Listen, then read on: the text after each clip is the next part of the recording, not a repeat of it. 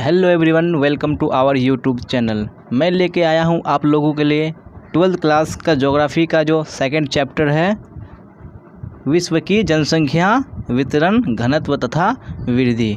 तो हम लोग आज कवर करने वाले हैं सब्जेक्टिव टाइप क्वेश्चन, यानी जितने भी आपके 2 मार्क्स के, 4 मार्क्स के, 3 मार्क्स के क्वेश्चन हैं, हम लोग सारा इसी वीडियो में कवर करेंगे। तो आपको लास्ट तक देखना है और अगर आपको क्लास अच्छी लगे तो लाइक भी कर देना है और अपने दोस्तों में ज़रूर शेयर करना है। अगर आप नए देख रहे हैं तो आपको चैनल को सब्सक्राइब करके बेल आइकन को दबा लेना है। तो चलिए स्टार्ट करते हैं हम लोग आज की क्लास को।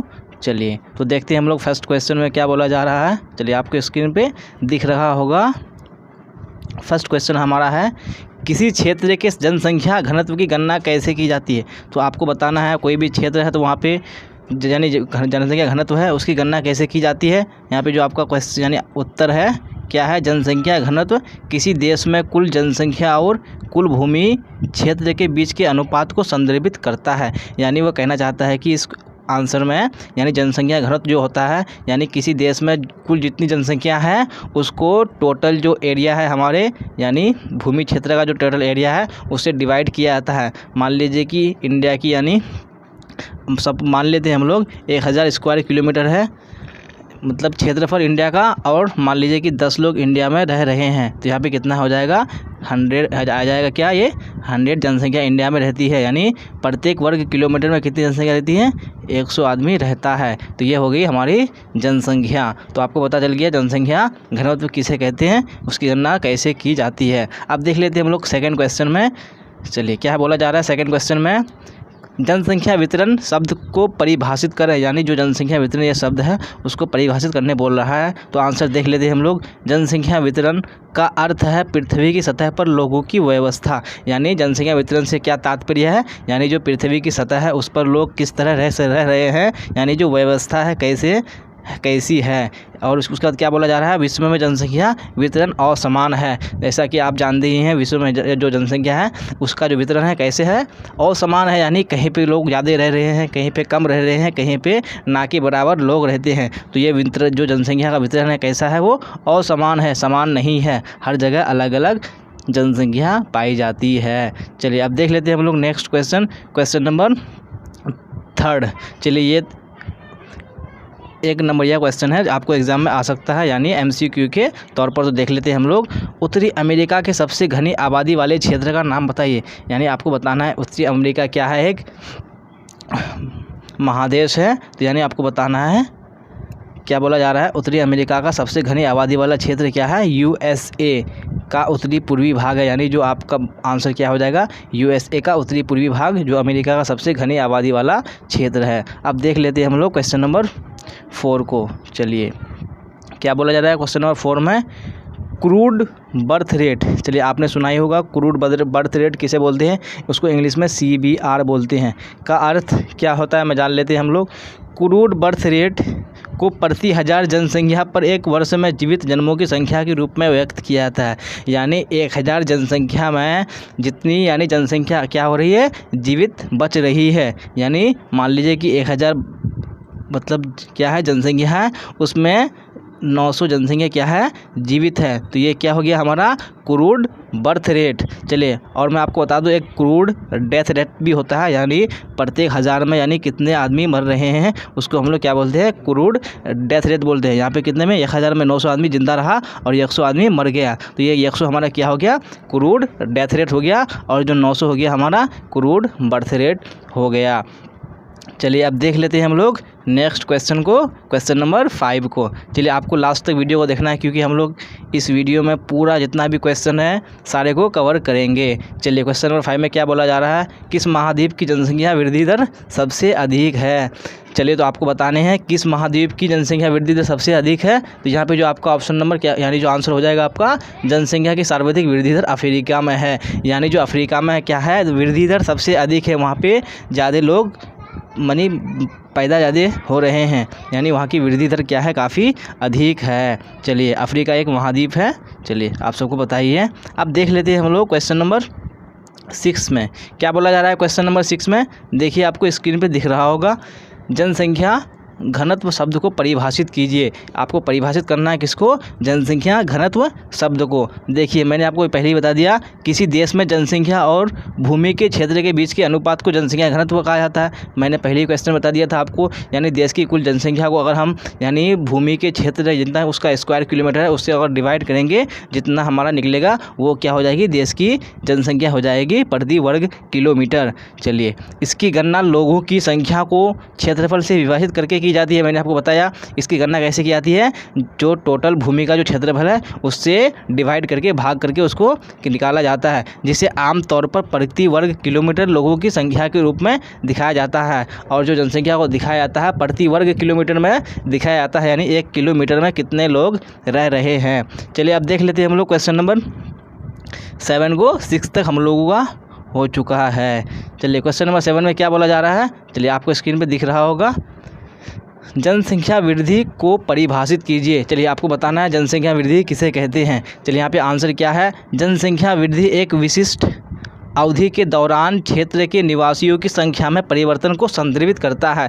यानी बताया जा रहा है जनसंख्या वृद्धि किसे कहते हैं, यानी एक कोई खास अवधि के दौरान, एक पीरियड ऑफ टाइम के दौरान जितनी यानी एक क्षेत्र में अगर निवासी की जितनी संख्या में वृद्धि हो रही है, यानी उसमें परिवर्तन हो रहा है, तो हम लोग उसको क्या बोलते हैं? जनसंख्या वृद्धि बोलते हैं। चलिए अगर आप ये आपको नोट करते जाना है, आपको समझते जाना है, क्योंकि मोस्ट इंपॉर्टेंट क्वेश्चन है इस चैप्टर से एग्जाम में बहुत यानी क्वेश्चन पूछा जाता है, तो आपको ध्यान से पढ़ना है, सुनना है, देखना है। चलिए अब देख लेते हैं हम लोग क्वेश्चन नंबर 8 को। क्वेश्चन नंबर 8 में क्या बोला जा रहा है, देखिए आप, जनसंख्या की सकारात्मक वृद्धि शब्द को परिभाषित कीजिए।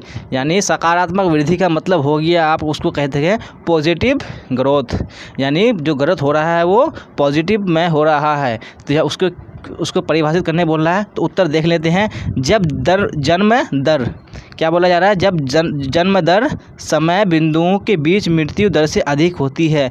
यानी अगर कहीं पे जन्म दर यानी बच्चों के यानी पैदा होने की क्या है दर है वो अधिक होती है, किससे? मृत्यु से, यानी लोग ज़्यादा पैदा हो रहे हैं और कम मर रहे हैं, तो हम लोग उस कंडीशन में क्या कहेंगे, उसको हम लोग बोलेंगे कि जनसंख्या में सकारात्मक वृद्धि हो रही है। या जब क्या होता है, दूसरे देशों के लोग अस्थायी रूप से किसी क्षेत्र में प्रवास करते हैं, या तब कहेंगे हम लोग यानी पॉजिटिव ग्रोथ, जब एक कंट्री से कोई दूसरे कंट्री में प्रवास करेगा, वहाँ पर जाएगा, वहाँ पर बसेगा, तो वहाँ पर भी क्या होगा, उस कंट्री का क्या होगा, पॉजिटिव ग्रोथ होगा, सकारात्मक वृद्धि होगा। तो इसी हम लोग जनसंख्या को क्या कहते हैं, हम लोग सकारात्मक वृद्धि कहते हैं। चलिए अब देख लेते हैं हम लोग क्वेश्चन नंबर 9।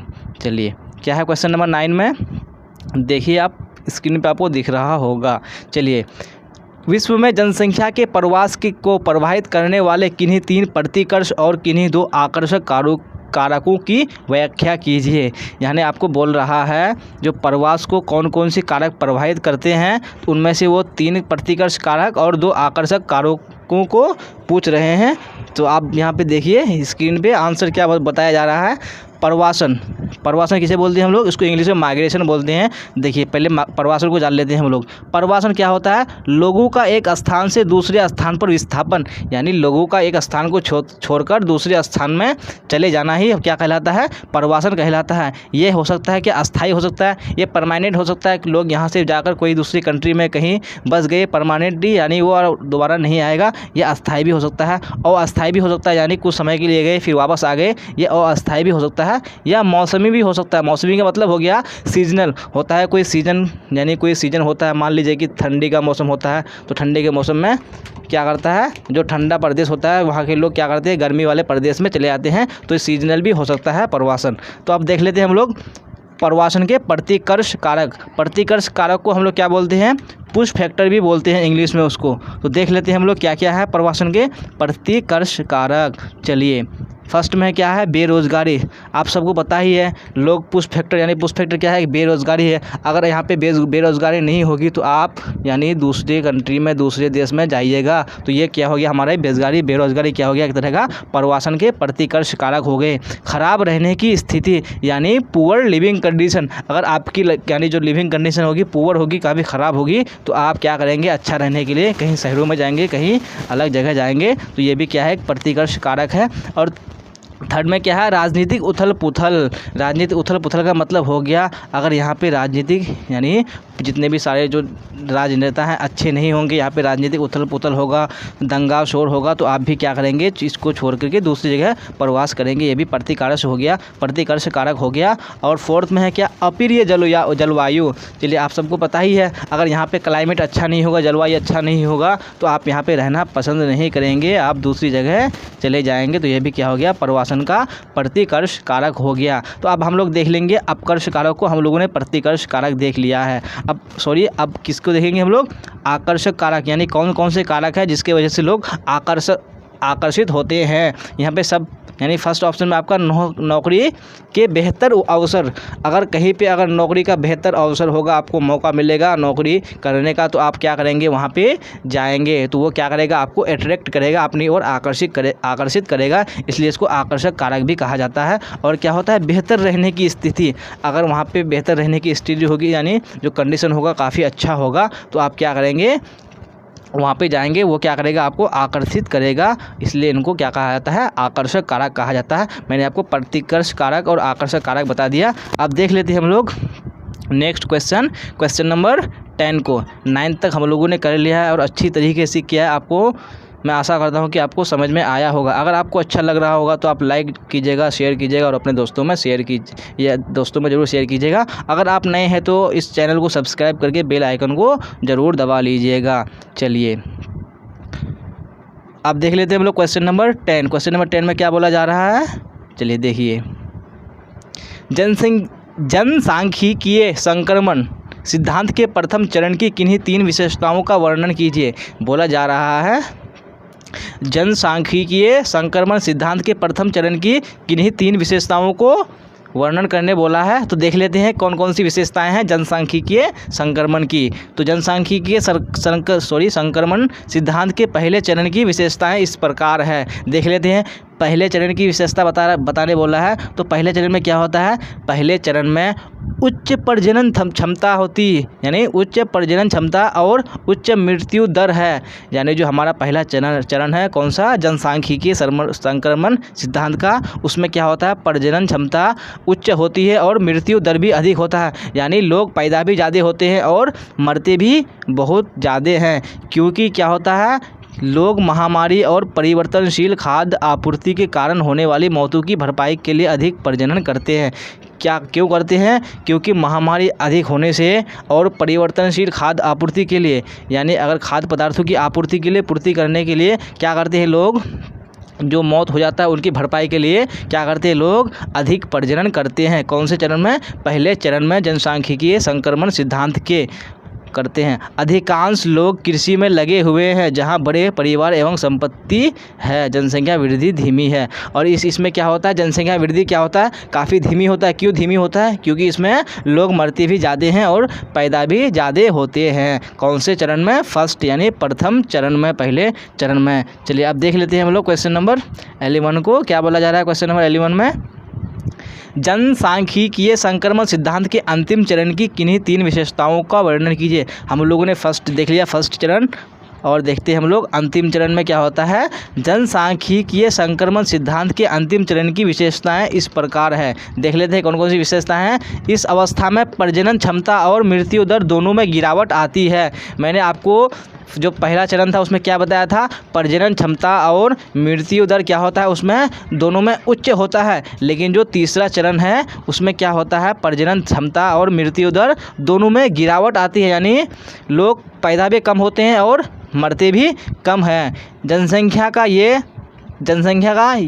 जनसंख्या या तो स्थिर है या धीरे बढ़ती है। या तो क्या होता है, जनसंख्या स्थिर होती है, क्योंकि जब पैदा भी नहीं हो रहे, मर भी नहीं रहे हैं, तो जनसंख्या क्या होगी, स्थिर होगी। या बढ़ेगी भी तो कैसे बढ़ेगी, धीरे धीरे बढ़ेगी। जनसंख्या क्या होता है, शहरीकृत हो जाती है, साक्षर हो जाती है और उसके पास उच्च तकनीकी जानकारी हो जाती है। और इस कंडीशन में क्या हो जाता है, जनसंख्या शहरीकृत हो जाती है। आप सबको पता ही है शहर में क्या होते हैं, लोग कम मरते हैं और पैदा भी कम होते हैं शहरों में, क्योंकि वहाँ के लोग क्या होते हैं, पढ़े लिखे होते हैं, साक्षर होते हैं और उसके पास क्या होता है, उच्च तकनीकी जानकारी होती है। लोग मरेंगे कैसे, कब कम क्यों मरते हैं, क्योंकि उनके पास तकनीकी सेवा बहुत ज़्यादा है, उनके पास मेडिकल फैसिलिटी है, तो उनसे क्या करते हैं वो लोग, मरते भी कम हैं। चलिए अब देख लेते हैं हम लोग क्वेश्चन नंबर 12 को। चलिए आप लोग लास्ट तक वीडियो को देखिएगा क्योंकि ये बहुत ही इम्पोर्टेंट वीडियो है आप लोगों के लिए, जो आपको बोर्ड एग्ज़ाम 2022 में पूछा जाएगा। चलिए अगर आपका कोई क्वेश्चन हो, कोई डाउट हो तो आप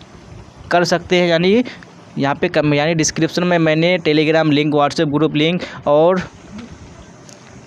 और भी कुछ क्वेरी हो आप तो वहाँ पे कर सकते हैं, वहाँ पे जुड़ करके आप कर सकते हैं। तो हम लोगों ने डिस्क्रिप्शन में लिंक डाल दिया है, आप वहाँ से जुड़ सकते हैं और अपनी डाउट को क्लियर कर सकते हैं। चलिए अगर आप नए हैं तो चैनल को जरूर सब्सक्राइब कर लीजिएगा। चलिए आप देख लेते हैं हम लोग क्वेश्चन नंबर 12 क्या बोला जा रहा है। विश्व में जनसंख्या के वितरण को प्रभावित करने वाले किन्हीं 3 भौगोलिक कारकों की उदाहरण सहित व्याख्या कीजिए। यानी बोला जा रहा है जनसंख्या वितरण को जो प्रभावित करने वाली किन्हीं 3 भौगोलिक कारक यानी ज्योग्राफिकल फैक्टर मांग रहा है और उदाहरण सहित व्याख्या करने बोल रहा है। तो देख लेते हैं कौन कौन सी ज्योग्राफिकल फैक्टर हैं जनसंख्या वितरण को प्रभावित करने वाली। तो यहाँ पे क्या है, जो विश्व में जनसंख्या के वितरण को प्रभावित करने वाले 3 भौगोलिक कारक इस प्रकार है। कौन कौन सी, जो फर्स्ट देख लेते हैं हम लोग, पानी की उपलब्धता। फर्स्ट फैक्टर क्या है, ज्योग्राफिकल फैक्टर पानी की उपलब्धता, यानी कहना चाहता है ये जीवन के लिए, आप सबको पता है जीवन के लिए क्या है, एक आवश्यक घटक है। ये कैसा घटक है, आवश्यक, यानी इसके बिना हम लोग जीवित नहीं रह सकते हैं। मीठे पानी वाले क्षेत्र रहने के लिए सबसे पसंदीदा जगह है, यानी जहाँ पे पानी क्या होगा, मीठा होगा तो लोग वहाँ पे ज़्यादा यानी क्या करेंगे, बसना पसंद करेंगे। यही कारण है कि नदी घाटियों के पास के स्थान घनी आबादी वाले होते हैं और यही क्या है, मेन रीज़न है कि लोग यानी जहाँ पे पानी मीठा होता है तो वहाँ पे लोग ज़्यादा बसते हैं। और ये कहाँ बसते हैं, नदियों के पास वाले इलाके में लोग ज़्यादा बसते हैं क्योंकि वहाँ की पानी की उपलब्धता काफ़ी अच्छी है, मीठे पानी मिलती है तो लोग वहाँ पर ज़्यादा बैठना पसंद करने बसना पसंद करते हैं। और सेकेंड में क्या है, भू आकृतियाँ यानी लैंडफॉर्म्स, ये भी क्या है, ज्योग्राफिकल फैक्टर है जनसंख्या वितरण को प्रभावित करने वाली। क्या बोला जा रहा है, पहाड़ी क्षेत्रों की तुलना में पहाड़ों और पहाड़ी क्षेत्रों की तुलना में उपजाऊ मैदान वाले क्षेत्र में सबसे अधिक आबादी है क्योंकि ये कृषि और औद्योगिक विकास में बाधा डालते हैं। आप सबको पता ही है लोग पहाड़ों से ज़्यादा कहाँ पे, समतल मैदान में बसना पसंद करते हैं। क्यों पसंद करते हैं, क्योंकि जो पहाड़ होती हैं वहाँ पे कृषि नहीं की जा सकती है। वहाँ पे जो ये होता है, वहाँ की जो ज़मीन होती है काफ़ी क्या होती है, आप कह सकते हैं एक तरह की कठोर होती है, वहाँ पे कृषि करना असंभव हो जाता है। इसलिए लोग मैदान में बसते हैं जहाँ पे क्या होती है, कृषि अच्छी होती है और लोगों को सुविधा अच्छा मिलता है मैदानी इलाकों में। चलिए हम लोगों ने 2 फैक्टर देख लिया, अब थर्ड फैक्टर को देखते हैं हम लोग। चलिए क्या है, थर्ड फैक्टर में क्या है, जलवायु। यस, ये भी बहुत ही क्या है, महत्वपूर्ण फैक्टर है, ज्योग्राफिकल फैक्टर जलवायु। क्या बोला जा रहा है, ये जनसंख्या संकेंद्रण में बहुत महत्वपूर्ण भूमिका निभाता है।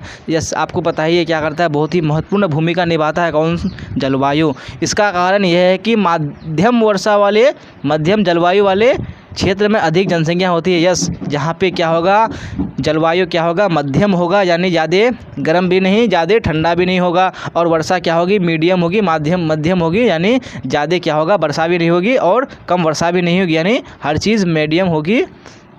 तो क्या करेंगे, वहाँ पे लोग ज़्यादा बसना पसंद करेंगे। जबकि भारी वर्षा और कठोर जलवायु वाले क्षेत्र में कम जनसंख्या होती है। यस, आपको पता ही है जहाँ पे क्या होती है, भारी वर्षा होती है और जलवायु क्या होती है वहाँ की, काफ़ी कठोर होती है, तो वहाँ पे लोग कम बसते हैं। चलिए, तो हम लोगों ने देख लिया ज्योग्राफिकल फैक्टर्स क्या क्या थी, यानी भौगोलिक कारक किसके, चलिए जनसंख्या वितरण के। तो अब हम लोग देख लेते हैं नेक्स्ट क्वेश्चन नंबर 11।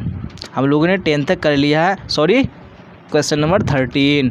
क्या बोला जा रहा है क्वेश्चन नंबर 13 में, चलिए देखिए आपको स्क्रीन पे दिख रहा होगा। क्या है, विश्व की 90% यानी 90% जनसंख्या अपने कुल भूमि क्षेत्र के लगभग 10% में रहती है, जबकि 10% जनसंख्या इसके 90% भूमि क्षेत्र में निवास करती है। उपयुक्त उदाहरण के साथ कथन का समर्थन कीजिए। यानी बोल रहा है, यानी जो हमारे पूरी दुनिया है उसकी 90% जनसंख्या अपने कुल भूमि के लगभग 10% क्षेत्र में रहती है। यानी जो पूरे देश की जो जनसंख्या है 90% जनसंख्या भूमि के मात्र 10% में ही रहती है। और जबकि 10% जो जनसंख्या है वो क्या करती है, 90% भूमि के क्षेत्र में निवास करती है। इससे आपको पता चल गया है कि यानी जो जनसंख्या का वितरण है बहुत ही असमान है। यानी आप सोच सकते हैं कि 90% जनसंख्या 10% भूमि में रहती है, बल्कि और जबकि क्या होती है 90% भूमि में 10% लोग ही रहते हैं। तो इससे आपको सिद्ध हो गया कि जनसंख्या का वितरण है बहुत ही असमान है। तो हम लोग इसको क्या करते हैं, इस कथन को हम लोग समर्थन करते हैं उदाहरण के सहित। यह सत्य है कि 90% जनसंख्या इसके कुल भूमि के 10% में ही रहती है। यस, मैंने आपको बता दिया। जबकि शेष 90% जबकि शेष 10% यानी 90% जनसंख्या इसके 10% भूमि क्षेत्र में निवास करती है। विश्व में जनसंख्या के वितरण को प्रभावित करने वाले कारक हैं सांस्कृतिक कारक। चलिए, तो मैंने आपको बता दिया, यानी जो वितरण को प्रभावित करता है कौन कौन सा कारक होता है। एक सांस्कृतिक कारक होता है जो किसी स्थान की क्या करता है, परंपराओं और संस्कृति में जनसंख्या का वितरण शामिल होता है। यानी जहाँ का कल्चर अच्छा होगा वहाँ पे तो क्या करेंगे लोग ज़्यादा यानी बसना पसंद करेंगे। ओके, लोग उन क्षेत्रों में प्रवास करना पसंद करते हैं। बिल्कुल आप सबको पता है जहाँ पे क्या होगा, कल्चर अच्छा होगा वो लोग वहाँ पे जाना पसंद करेंगे। जहाँ सामान्य परंपरा और संस्कृति पाई जाती है, जहाँ पे नॉर्मल क्या होता है सब कुछ होता है, तो वहाँ पे लोग जाना पसंद करते हैं। भौतिक कारक हम लोग पढ़ लिया हम लोगों ने। सांस्कृतिक कारक और भौतिक कारक क्या होता है, राहत, जलवायु, मिट्टी, खनिज जहाँ की अच्छी होगी लोग वहाँ पर बसना पसंद करेंगे। चलिए, अब क्या बोला जा रहा है, उसके बाद है मिट्टी, खनिज, भौतिक कारक है। ये सारे क्या है, कौन से कारक है, भौतिक कारक है जो किसी भी स्थान की जनसंख्या का निर्धारण करती है। यानी वो क्या करता है, जनसंख्या को निर्धारण करता है। चलिए, अब क्या बोला जा रहा है, तिब्बत बहुत कम जनसंख्या वाला क्षेत्र है। आप सबको पता ही है तिब्बत कहाँ है, पहाड़ों के ऊपर बसा हुआ है, तो वहाँ पे जनसंख्या बहुत ही कम है। जबकि भारत गंगा का मैदान अधिक आबादी वाला है। यस, मैंने आपको बता दिया, जहाँ पे लोग यानी नदी होगी पास में लोग वहाँ पे बसना पसंद करते हैं। तो जो भारत गंगा का जो यह है मैदान वाला इलाका है, वहाँ पे आबादी बहुत ही अधिक है। परिवहन के साधनों की बेहतर सुविधा वाले क्षेत्र में बेहतर आर्थिक स्थिति की ओर ले जाते हैं। यस, जहाँ पे सभी यानी परिवहन की साधन अच्छी होगी वहाँ पे जो आर्थिक स्थिति होगी वो भी क्या होगी, बेहतर ही होगी। इसी घनी आबादी होती है, इससे क्या होता है, घनी आबादी होती है। जैसे आप समझ लें कि मुंबई पुणे औद्योगिक क्षेत्र इसका सबसे अच्छा उदाहरण है। आप सबको पता ही है मुंबई पुणे जो है ये क्या है, इंडस्ट्रियल एरिया है, जहाँ पे क्या है आबादी काफ़ी अधिक है, क्योंकि वहाँ पे लोगों को क्या मिलती है, नौकरियां मिलती हैं, एम्प्लॉयमेंट वहाँ पे उसको मिलता है। आर्थिक स्थिति दुनिया के औद्योगिक और कृषि क्षेत्र घनी आबादी वाले हैं। यस, आर्थिक स्थिति जो है दुनिया के औद्योगिक और कृषि क्षेत्र घनी आबादी वाले हैं। जहाँ पे औद्योगिक ज़्यादा होगा, कृषि ज़्यादा होगी, तो वहाँ पे आबादी भी क्या होगी, घनी होगी। भारत, अमेरिका, जापान, ब्रिटेन औद्योगिक क्षेत्र इसके उदाहरण है। यस, तो उसके औद्योगिक क्षेत्र के कौन कौन से उदाहरण है, भारत है, अमेरिका है, जापान है, ब्रिटेन है और ब्रिटेन जो है, ये सब सारे क्या है औद्योगिक क्षेत्र के उदाहरण हैं। चलिए आप लोग हम देख लेंगे नेक्स्ट क्वेश्चन। चलिए नेक्स्ट क्वेश्चन में क्या बोला जा रहा है, चलिए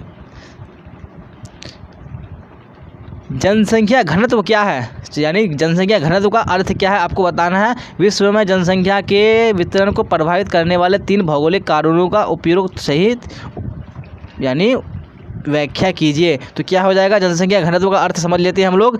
जनसंख्या घनत्व किसी देश में कुल जनसंख्या और कुल भूमि के क्षेत्र के बीच के अनुपात को संदर्भित करता है। ये हम लोगों ने पहले भी पढ़ चुका है, अभी भी पढ़ रहे हैं। यानी जितनी देश की कुल जनसंख्या है उसको क्या करेंगे हम लोग, देश के यानी जो क्षेत्रफल है उसको भाग देंगे, जितना निकलेगा वो देश की क्या हो जाएगी, जनसंख्या का घनत्व हो जाएगी।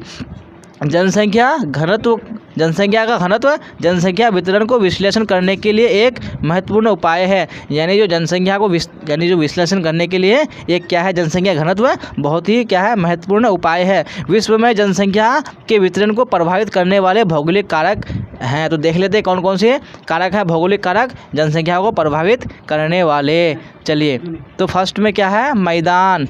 यस, मैंने आपको बता दिया भौगोलिक कारक क्या है, मैदानी, यानी मैदानी इलाके में लोग ज़्यादा रहना बसना पसंद करेंगे।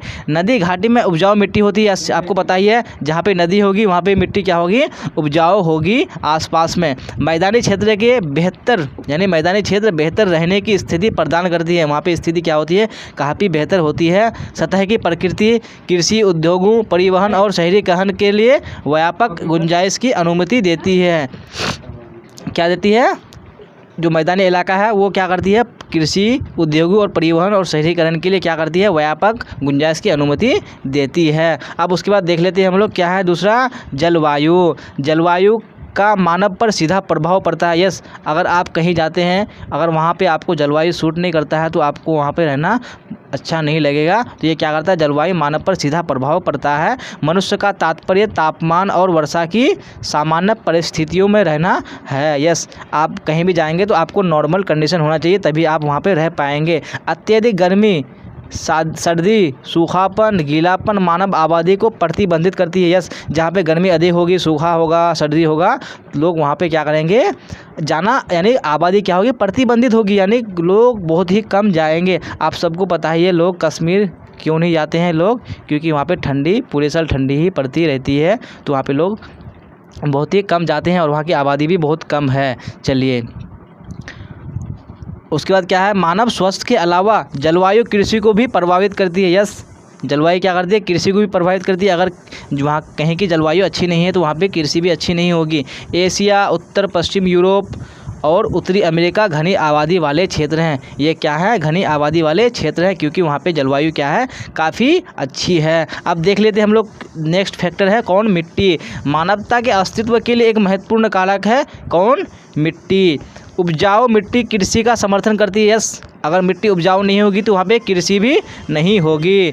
दक्षिणी पूर्व एशिया में उच्च स्तर की जनसंख्या सघनता मुख्य रूप से उपजाऊ मिट्टी के कारण है। यानी जो दक्षिण पूर्व जो एशिया है वहाँ पे जनसंख्या का उच्चतर कारण क्या है, उपजाऊ मिट्टी है। वहाँ की मिट्टी जो क्या है, काफ़ी उपजाऊ है। विश्व की अधिकांश उपजाऊ मिट्टी गंगा, सिंधु, हुआंग हो, चीन, मिसिसिपी आदि नदी घाटी में पाई जाती है। यस, जो आपको बता दूं, जो उपजाऊ मिट्टी कहाँ पर पाई जाती है, ये मिट्टी गंगा का हो गया, सिंधु हुआ, हुआंगहू हो गया, मिसिसिपी आदि नदी के घाटी में पाई जाती है। अब देख लेते हैं हम लोग नेक्स्ट क्वेश्चन को, क्वेश्चन नंबर 15। चलिए, आपको लास्ट तक वीडियो को देखना है क्योंकि ये बहुत ही इंपॉर्टेंट वीडियो है, जो आपको इस चैप्टर से यानी बहुत सारे क्वेश्चन पूछे जाते हैं एग्जाम में। तो देख लेते हैं क्वेश्चन नंबर 15 क्या बोला जा रहा है क्वेश्चन नंबर 15 में। चलिए, जनसांख्यिकीय चक्र क्या है, चलिए आपको बताना है जनसांख्यिकीय चक्र क्या है।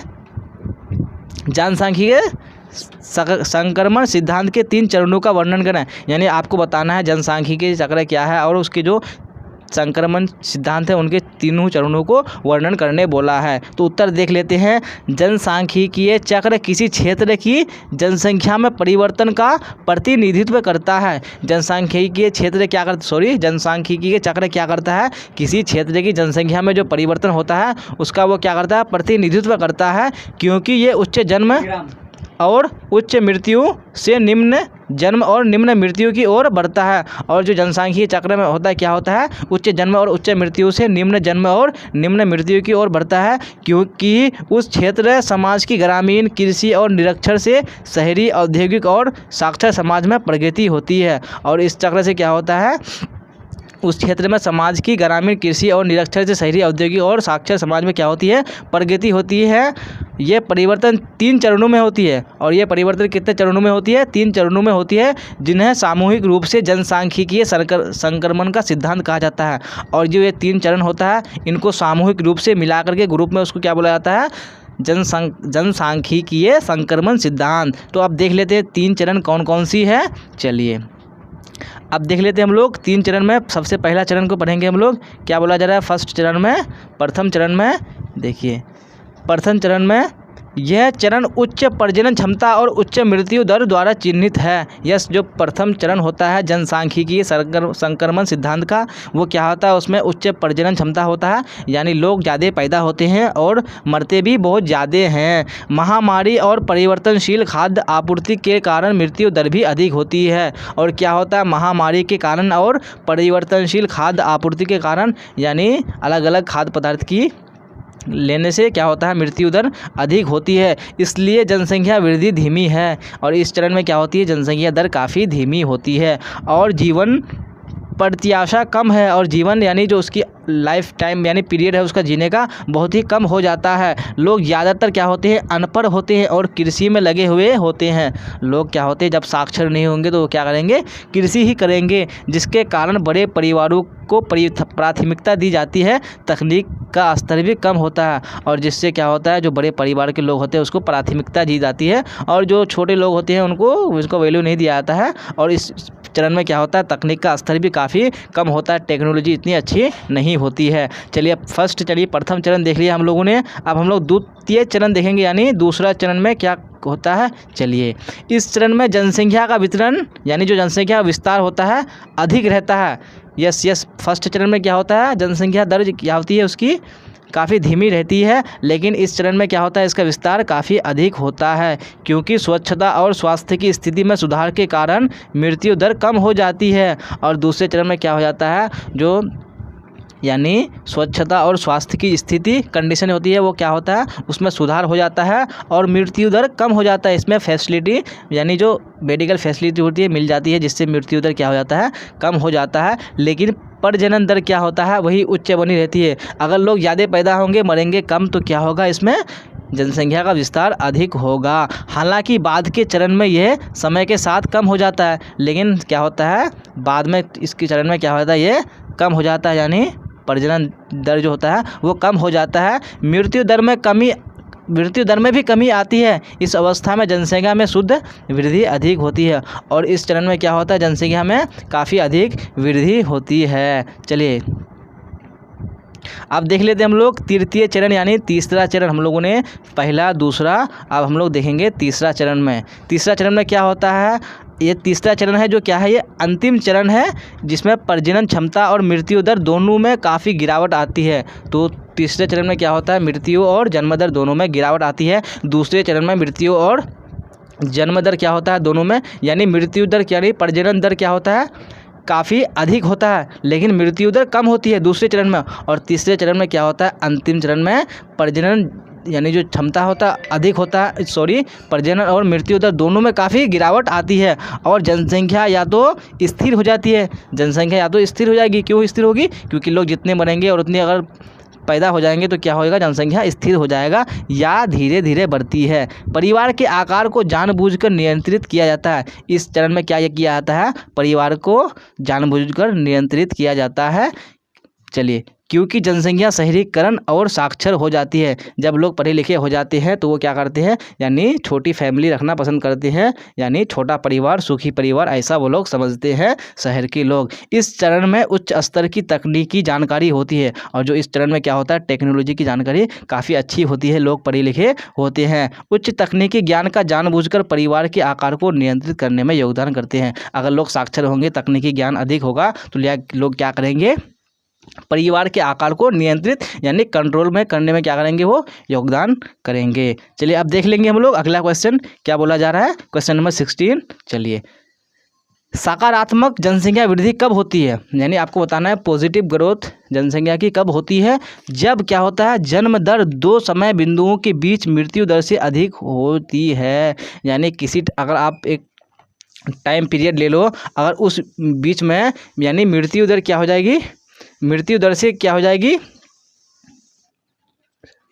मृत्यु दर से जो जन्म दर है वो काफ़ी अधिक हो जाएगी, उसमें क्या हो जाएगा, जनसंख्या में सकारात्मक वृद्धि होगा, यानी जनसंख्या का पॉजिटिव में ग्रोथ होगा। जब दूसरे देशों के लोग अस्थायी रूप से, और दो सेकंड क्या है, जब दूसरे लोग क्या करेंगे, अस्थायी रूप से परमानेंटली क्या करेंगे, किसी क्षेत्र में प्रवास करेंगे, बसने लगेंगे, तो इस स्थिति में भी क्या होगा, जनसंख्या में सकारात्मक वृद्धि होगा। तो आपको पता चल गया कैसे वृद्धि होगा सकारात्मक, जब क्या होगा, जन्म दर यानी दो समय बिंदुओं के बीच मृत्यु दर से अधिक होगा, उस समय भी क्या होगा, सकारात्मक जनसंख्या वृद्धि होगा। और दूसरा में क्या होगा, जब दूसरे देशों के लोग अस्थायी रूप से किसी क्षेत्र में प्रवास करेंगे, और इस समय भी क्या होगा, सकारात्मक वृद्धि होगा। अब देख लेते हैं हम लोग अगला क्वेश्चन, क्वेश्चन नंबर 17 को क्या बोला जा रहा है। क्वेश्चन नंबर 17 में देखिए स्क्रीन पर, विश्व की जनसंख्या वृद्धि की प्रवृत्तियों को विज्ञान एवं प्रौद्योगिकी की सहायता से सहायता के विशेष संदर्भ में स्पष्ट कीजिए। यानी क्या बोला जा रहा है इस क्वेश्चन में, जो विश्व की जनसंख्या वृद्धि है उसकी जो प्रवृत्ति है उसको विज्ञान एवं प्रौद्योगिकी की सहायता से, यानी जो उसके विशेष के संदर्भ में स्पष्ट करने बोला है। तो हम लोग देख लेते हैं क्या है। जनसंख्या वृद्धि की प्रवृत्तियों से पता चलता है कि 16वीं और 17वीं शताब्दी से जनसंख्या में काफ़ी वृद्धि हुई है। ये आपको पता ही है। पहले यानी जनसंख्या वृद्धि में क्या था, काफ़ी यानी गिरावट थी, क्योंकि महामारी बहुत ही ज़्यादा था और उस समय यानी मेडिकल फैसिलिटी नहीं थी। लेकिन बाद में क्या हुआ, 16वीं शताब्दी में और 17वीं शताब्दी के बीच क्या हुआ, जनसंख्या में काफ़ी वृद्धि हुई। 18वीं शताब्दी में विज्ञान और प्रौद्योगिकी की प्रगति के बाद यानी क्या हुआ, जब इंडस्ट्रियलाइजेशन हुआ यानी औद्योगिकरण हुआ, उसके बाद क्या हुआ, विश्व में जनसंख्या काफ़ी विस्फोट हो गया। इस यानी पीरियड को क्या कहा था, पॉपुलेशन एक्सप्लोइटेशन भी कहा जाता है, यानी जनसंख्या विस्फोटक। इसमें क्या हुआ, जनसंख्या का विस्फोट हुआ, जिसमें औद्योगिक क्रांति, परिवहन के बेहतर साधन और कृषि में सुधार जैसे बदलाव आए। विज्ञान और प्रौद्योगिकी में प्रगति ने मृत्यु दर को कम कर दिया। यानी जब क्या हुआ, साइंस और प्रौद्योगिकी में क्या हुआ, प्रगति हुआ, तो उससे क्या हुआ, मृत्यु दर में काफ़ी कमी आ गई। चलिए अब देख लेते हैं हम लोग आगे की लाइन को, क्या बोला जा रहा है इसमें।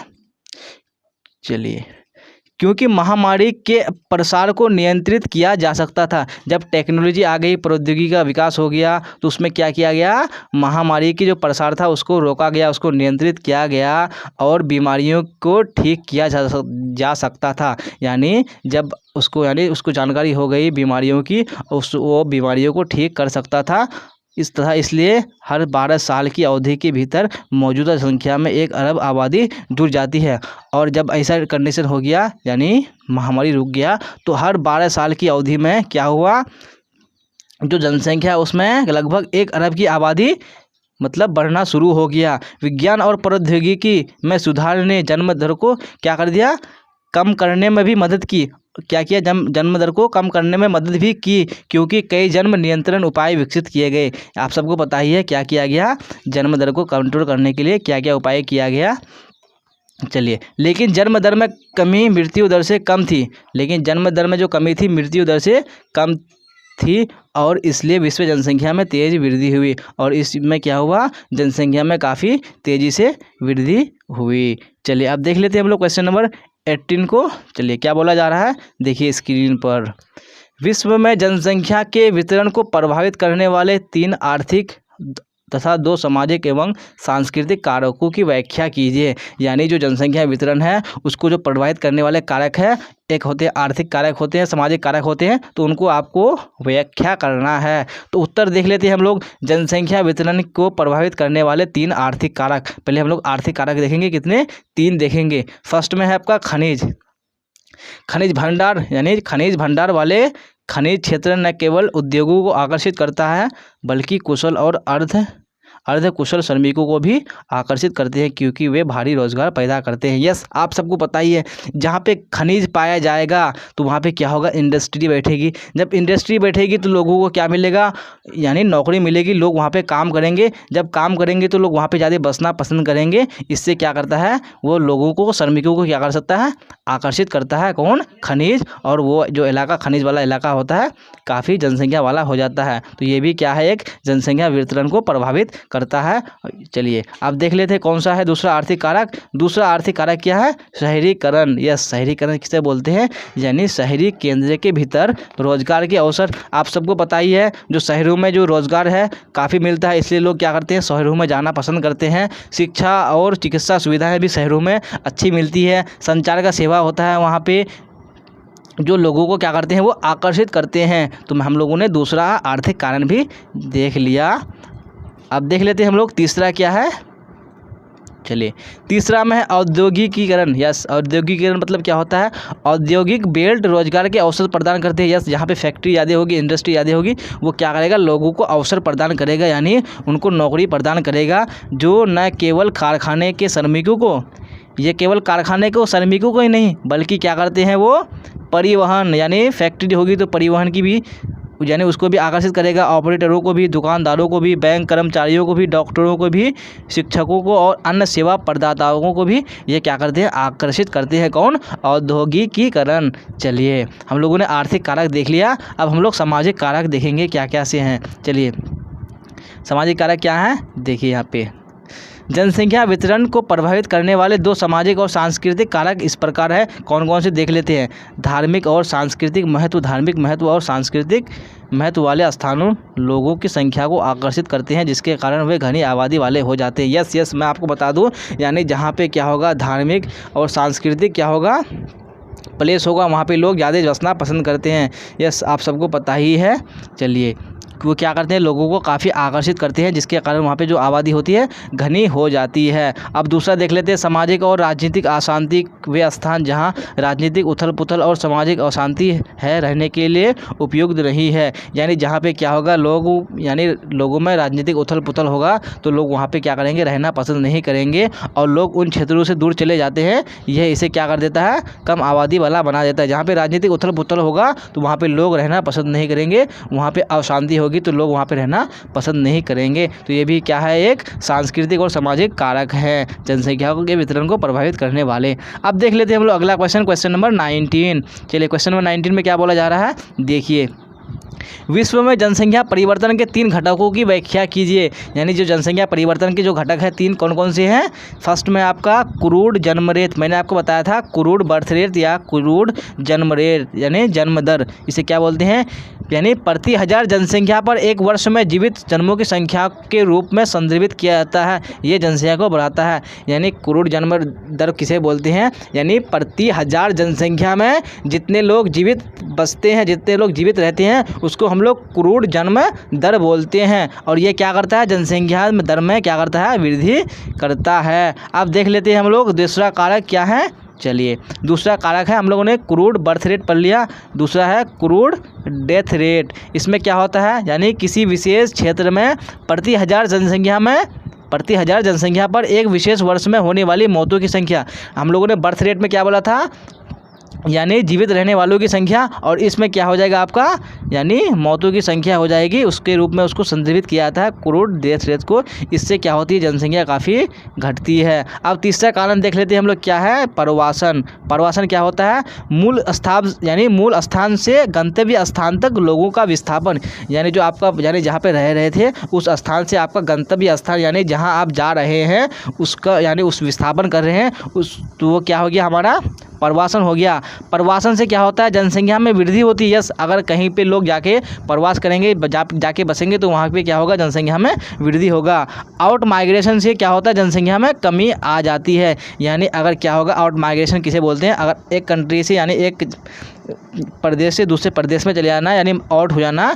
आउट माइग्रेशन में क्या होता है, जनसंख्या में कमी हो जाती है जहाँ से वो माइग्रेट किया। चलिए हम लोगों ने देख लिया 3 कारक जनसंख्या यानी को प्रभावित करने वाले। अब देख लेते हैं हम लोग अगला क्वेश्चन नंबर, चलिए क्वेश्चन हम लोगों ने यानी कितने टोटल कर लिए, हम लोगों ने टोटल 20 क्वेश्चन कवर कर लिया। चलिए 19। चलिए तो हम लोगों ने यहाँ पे जितने भी मोस्ट क्वेश्चन आंसर थे इस चैप्टर में, सेकंड चैप्टर में हम लोगों ने कवर कर लिया है। हम लोगों ने फर्स्ट चैप्टर भी कर लिया। अगर आपने वो वीडियो नहीं देखी है तो आप प्लेलिस्ट में जाके चेक कर लीजिएगा, मैंने वहाँ पे डाल दिया है सब्जेक्टिव ऑब्जेक्टिव दोनों। तो इस चैप्टर के हम लोगों ने सब्जेक्टिव क्वेश्चन जितने भी थे कर लिए हैं। तो अब आपकी क्लास यानी नेक्स्ट क्लास में हम लोग जो ऑब्जेक्टिव होगा उसको कवर करेंगे। चलिए अगर आप हम लोगों से कॉन्टैक्ट करना चाहते हैं, कोई भी क्वेरी या कोई भी क्वेश्चन हो तो आप टेलीग्राम में जुड़ सकते हैं। हम लोगों ने डिस्क्रिप्शन में लिंक डाल दिया है टेलीग्राम का, व्हाट्सएप का, आप कहीं पे भी जुड़ सकते हैं और कोई भी क्वेश्चन हो, कोई भी क्वेरी हो, आप वहाँ पे कर सकते हैं। चलिए अगर आपको कोई यानी कोर्स से रिलेटेड कोई क्वेश्चन हो आप वो भी कर सकते हैं। और अगर आपको वीडियो अच्छी लगी तो आप लाइक शेयर कर सकते हैं, और आप नए हैं तो चैनल को सब्सक्राइब करके बेल आइकन को दबा सकते हैं, क्योंकि हम लोग इसी तरह के क्वेश्चन आंसर डेली करने वाले हैं इसी चैनल में। तो आपको जुड़ जाना है। हम लोग मिलेंगे नेक्स्ट क्लास में। यहाँ तक बने रहने के लिए आप सबका धन्यवाद।